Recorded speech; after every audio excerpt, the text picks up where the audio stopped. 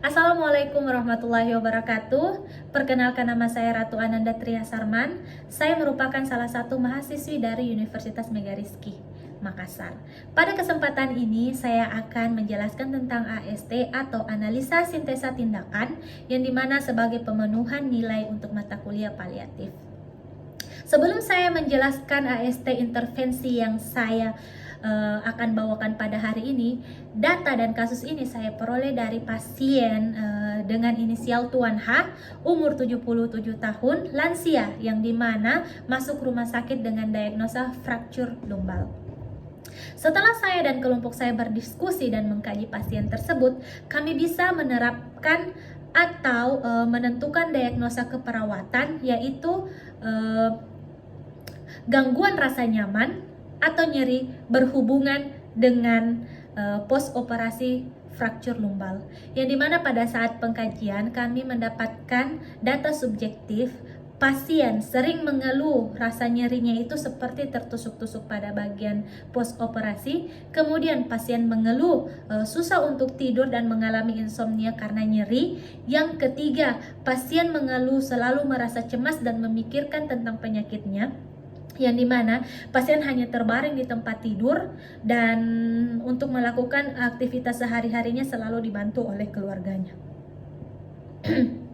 Selanjutnya, untuk data objektif sendiri, di sini kita bisa lihat pada saat pengkajian wajah pasien itu tampak meringis. Skala nyeri yang kita peroleh adalah 5/10. Kemudian pasien hanya berada di tempat tidur dengan tanda-tanda vital yang stabil. Maka dari itulah part saya mengambil intervensi dari diagnosa tersebut. Pembahasan AST-nya yaitu mengajarkan teknik non-farmakologi untuk mengurangi rasa nyeri yang dialami oleh pasien. Adapun teknik non-farmakologi yang saya akan bahas pada kesempatan ini yaitu teknik non-farmakologi relaksi nafas dalam. Apa sih sebenarnya relaksasi nafas dalam itu? Relaksasi nafas dalam merupakan suatu bentuk asuhan keperawatan yang dimana perawat bertindak sebagai perawat yang mengajarkan pasien untuk melakukan nafas dalam, nafas lambat, dan bagaimana cara pasien untuk mengembuskannya secara perlahan-lahan. Tujuannya tadi bisa kita konfirmasi dengan apa yang dibutuhkan pasien, apa yang dikeluhkan pasien, yaitu untuk mengurangi ketegangan otot, perasaan jenuh, bosan, stres, kecemasan, sehingga mencegah menghambatnya stimulasi nyeri itu sendiri terjadi. Kemudian ada beberapa hal yang perlu diperhatikan pada penerapan teknik relaksasi nafas dalam ini, yaitu salah satunya sebagai perawat kita harus mengetahui namanya pre-interaksi. Sebelum kita melakukan tindakan, terlebih dahulu kita harus mengetahui atau membaca status tentang pasien kita terlebih dahulu. Kemudian mencuci tangan, kemudian persiapan perawatan, kemudian persiapan pasien. Dan kita masuk pada tahap orientasi, di mana tahap orientasi ini kita harus memberikan salam sesuai dengan waktu, kemudian memperkenalkan diri supaya tidak terasa asing, kemudian validasi kondisi pasien saat ini, apakah dia setuju untuk melakukan tindakan tersebut, apakah dia setuju untuk menerima tindakan tersebut. Yang keempat, menjaga privasi klien atau pasien, dan kontrak untuk menyampaikan tujuan dan menyepakati waktu-waktu dan tempat dilakukannya kegiatan. Adapun kerja, bagaimana sih cara penerapannya atau mengajarkan teknik relaksasi nafas dalam kepada pasien? Ya, ada beberapa hal yang perlu diperhatikan. Yang pertama, sebelum kita memulai, kita harus tentunya memberitahu kepada pasien ada tidak hal yang perlu ditanyakan lagi, mungkin masih ada perasaan ragu atau tidak. Kemudian kita mengatur posisi pasien menjadi posisi yang lebih rileks, karena pasien saya berada di tempat tidur dan masih sulit untuk bergerak. Saya akan memposisikannya 45 derajat atau bisa dikatakan dengan posisi semipolar. Kemudian saya mengajarkan pasien untuk melakukan tarik nafas dalam sehingga rongga paru-paru berisi udara. Kemudian saya mengajarkannya lagi untuk perlahan menghembuskan udara, membiarkannya keluar dari setiap bagian anggota tubuh. Pada saat bersamaan saya juga menstimulasi pasien untuk memikirkan hal-hal yang indah atau tempat-tempat yang indah agar perasaan pasien lebih rileks lagi. Kemudian selanjutnya saya menginstruksikan kepada pasien untuk kembali menarik nafas lagi 1-2 menit. Beberapa saat setelah itu, kemudian instruksi kembali pasien untuk menarik nafas dalam lagi, kemudian menghembuskannya dengan cara perlahan-lahan. Saat udara mulai mengalir ke tangan, ke kaki, menuju ke paru-paru dan seterusnya, rasakan udara tersebut atau menginformasikan kepada pasien untuk merasakan udara tersebut mengalir ke seluruh tubuh.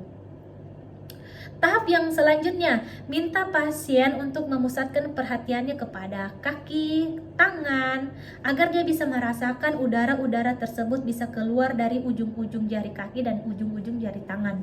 Seperti demikian. Kemudian kita mengajarkan juga pasien agar dia mengulangi teknik-teknik ini ketika serangan nyeri itu datang lagi.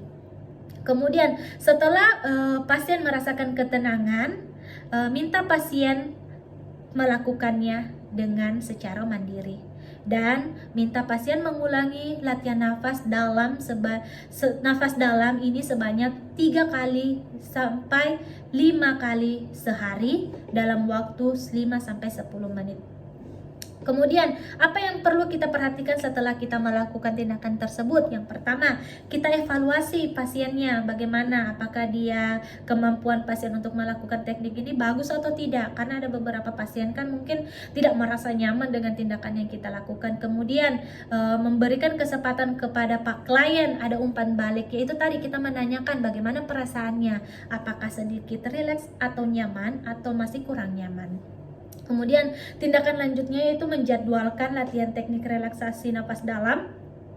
Selanjutnya kontrak topik, waktu, tempat untuk kegiatan selanjutnya.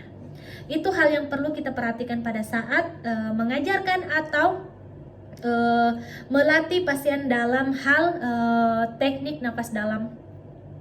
Adapun dasar pemikiran kenapa kita sebagai perawat perlu mengajarkan tentang teknik non farmakologi ini kepada pasien, terutama kepada Tuan H ini, alasannya itu karena kita tahu salah satu terapi non farmakologi yaitu juga bisa menghilangkan atau mengurangi rasa nyeri, yang dimana rasa nyeri yang dialami oleh setiap orang itu berbeda. Apalagi penelitian berpendapat bahwa rasa nyeri yang dialami oleh lansia itu lebih hebat dan lebih terasa dibandingkan rasa nyeri yang dialami oleh orang yang lebih muda. Maka dari itu salah satu teknik relaksasi ini membantu pasien agar bisa melatih coping diri ketika serangan nyeri itu datang. Dan juga beberapa penelitian menyatakan bahwa teknik relaksasi ini sangat efektif dalam menurunkan skala nyeri. Selanjutnya, apa sih prinsip tindakan dilakukannya teknik ini? Yang pertama pastinya itu tidak lupa dengan 5 moment hand washing, yaitu tetap menjaga atau memprotek kita agar kita dan pasien itu tetap sehat dan terhindar dari kontaminasi virus satu sama lain. Mungkin kita bisa mencuci tangan sebelum pergi ke pasien, kemudian menggunakan handskun dan menggunakan masker sedemikian rupa. Kemudian analisis tindakan. Menurut saya tindakan atau teknik relaksasi nafas dalam ini sangat sesuai dengan Tuan H, karena orang yang selesai atau menjalankan operasi atau pasca operasi pasti dia merasakan nyeri yang 2 kali lipat dibandingkan orang yang merasakan nyeri lain seperti itu. Maka dengan saya mengajarkan teknik relaksasi nafas dalam ini atau mengajarkan teknik tersebut kepada Tuan H, kita bisa mengajarkan dia secara mandiri sehingga dia bisa mengatasi dan punya coping diri pada saat nyeri tersebut menyerang Tuan H. Selain itu juga tindakan ini juga membuat pelatihan untuk kepada pasien lebih mandiri lagi dan lebih melatih diri dalam mengurangi rasa nyeri yang dirasakan.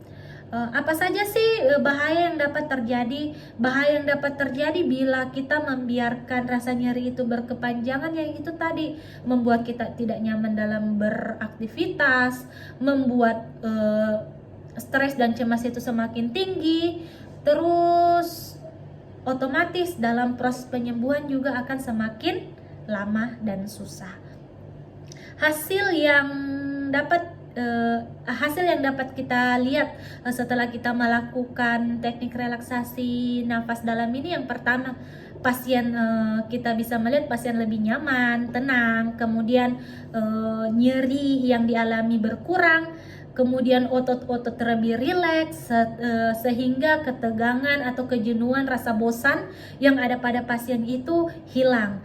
Kemudian mengurangi kecemasan, mungkin kecemasan tentang pemikiran penyakitnya, kapan mau sembuh, kenapa seperti ini. Dengan teknik relaksasi tadi itu bisa mengurangi, bahkan bisa menghilangkan rasa nyeri yang dialami.